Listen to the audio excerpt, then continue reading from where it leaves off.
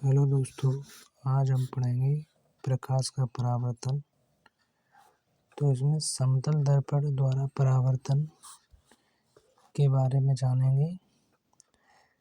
जब प्रकाश एक समान माध्यम से चलकर दूसरे माध्यम के पृष्ठ पर टकराता है और टकराकर प्रकाश का कुछ अथवा संपूर्ण भाग लौटकर प्रथम माध्यम में वापस आ जाता है, तो इस क्रिया को प्रकाश का परावर्तन कहते हैं।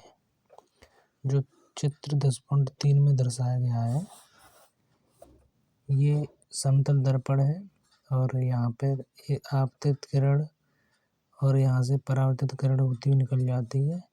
तो जब हम इसमें अविलंब देखते हैं तो आपतन कोण और ये परावर्तन कोण जो है दोनों बराबर होते हैं। तो ये परावर्तन के नियम भी बताए गए हैं। परावर्तन के नियम दो नियम है, आपतित किरण, परावर्तित किरण तथा आपतन बिंदु। ये आपतित किरण और परावर्तित किरण आपतन बिंदु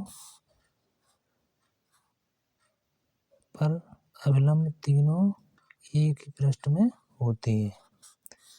आपतन कोण तथा परावर्तन कोण आपस में बराबर होते हैं। ये परावर्तन के दो नियम हैं। अगला है गोली दर्पण। तो गोली दर्पण के बारे में जानेंगे।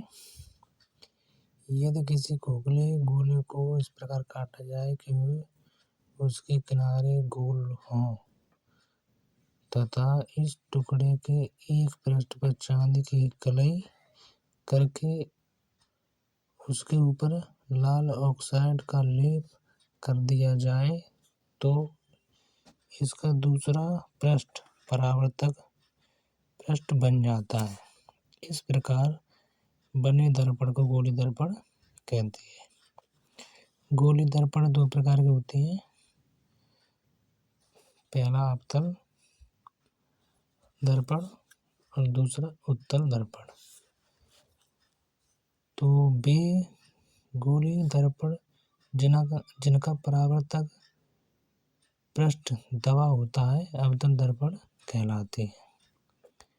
परावर्तक पृष्ठ का मतलब होता है जहाँ से प्रकाश आता है और वापस जाए। ऊपर की ओर उभरा हुआ भाग ये कलई किया हुआ है, नीचे परावर्तक तल है, ये अवतल दर्पण है।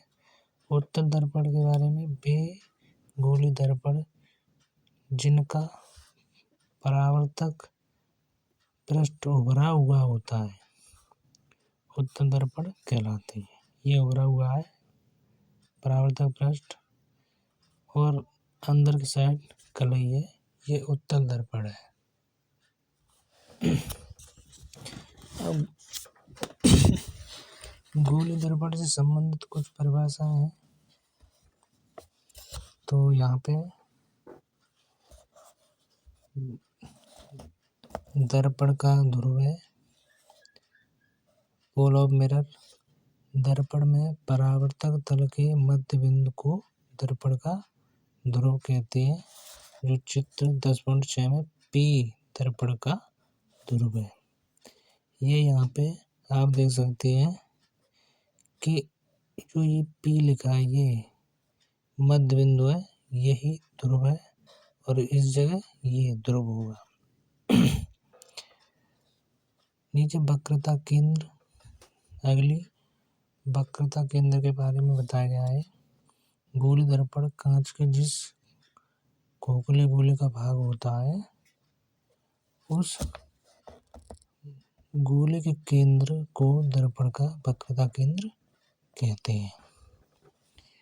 तो ये वक्रता केंद्र जिस गोले से लिया गया है ये इस गोले का हिस्सा है और यहाँ पर इसका केंद्र है, यही वक्रता केंद्र है, इसे सी से लिखते हैं। वक्रता त्रिज्या क्या होगी? गोली दर्पण कांच के जिस खोखली गोले का भाग होता है उसकी त्रिज्या को दर्पण की वक्रता त्रिज्या कहते हैं, इसे आर से लिखते हैं। यहाँ से यहाँ तक की जो दूरी है ये त्रिज्या है, वक्रता त्रिज्या ये यहाँ से यहाँ तक, इसे R से दर्शाती है। मुख्य अक्ष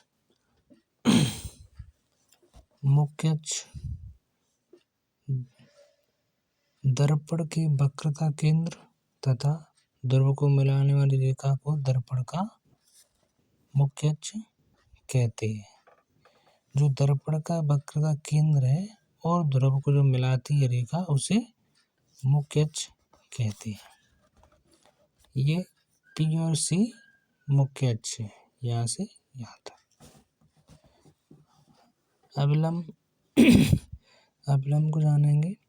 गोलीय दर्पण के किसी बिंदु को वक्रता केंद्र से मिलाने वाली रेखा उस बिंदु पर अभिलंब होती है। अगली हेडिंग है दर्पण का द्वारक। दर्पण के परावर्तक तल के व्यास को दर्पण का द्वारक कहते हैं। ये दर्पण का द्वारक जो है M से दर्शाया गया है, यहाँ से यहाँ तक। ये द्वारक यहाँ से यहाँ तक ये दर्पण का द्वारक है। इस तरीके से M और M से दर्शाया गया है। फोकस अथवा मुख्य फोकस। फोकस क्या है? गोलीय दर्पण में मुख्य अक्ष के समांतर चलने वाली प्रकाश की किरणें ये इसके समांतर चल रही हैं। प्रकाश की किरणें दर्पण से परावर्तन के पश्चात मुख्य अक्ष के किसी बिंदु पर या तो वास्तव में मिलती है या मिलती हुई प्रतीत होती है। इस बिंदु F को दर्पण का मुख्य फोकस कहते हैं। यहाँ पर ये दिखाया गया है, ये इस तरीके से चलती है मुख्य अक्ष समांतर और यहाँ से वापस हो रही है।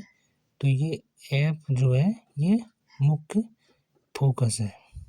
यहाँ पे इस तरीके से ये दिखाया गया है, ये इसका मुख्य फोकस है। आपतन दर्पण से परावर्तन के पश्चात प्रकाश किरणें वास्तव में फोकस F पर मिलती हैं, जबकि उत्तल दर्पण से परावर्तन के पश्चात प्रकाश किरणें मुख्य फोकस F से आती हुई प्रतीत होती हैं। ये इस तरीके से यहाँ पे ये मिलती हैं और ये प्रतीत हो रही हैं। इसी कारण से अवतल दर्पण का फोकस वास्तविक तथा उत्तल दर्पण का फोकस आभासी होता है। इस प्रकार अवतल दर्पण में फोकस F दर्पण के सामने होता है, जबकि उत्तल दर्पण में फोकस F दर्पण के पीछे होता है। अवतल दर्पण में जो फोकस होगा इसी के सामने होगा और उत्तल दर्पण में जो है वो इसके पीछे होता है। फोकस दूरी क्या है? गोलीय दर्पण के ध्रुव तथा मुख्य फोकस के बीच की दूरी को दर्पण की फोकस दूरी कहते हैं। यहाँ से यहाँ तक की जो दूरी है इसे हम मापेंगे तो ये फोकस दूरी कहलाएगी। ये इसकी फोकस दूरी है। अगली है फोकस तल। मुख्य अक्ष के अवलंबवत तथा मुख्य फोकस से गुजरने वाले समतल को दर्पण का फोकस तल कहते हैं। तो ये आपको समझ में आना चाहिए। फोकस दूरी भी जो होती है वो यहाँ से यहाँ तक जो त्रिज्या होगी उसके बीच में ये फोकस दूरी होती है। कहने का मतलब है कि जो हमारी फोकस दूरी वक्र त्रिज्या की आधी होती है, तो यहाँ से हम अनुमान लगाते हैं कि इसको यहाँ तक काउंट किया जाए तो ये यहाँ से यहाँ तक डबल होगी वक्र त्रिज्या। इस तरीके से ये वाला जो है चैप्टर और ये वाले जो क्वेश्चन है ये अति महत्वपूर्ण है।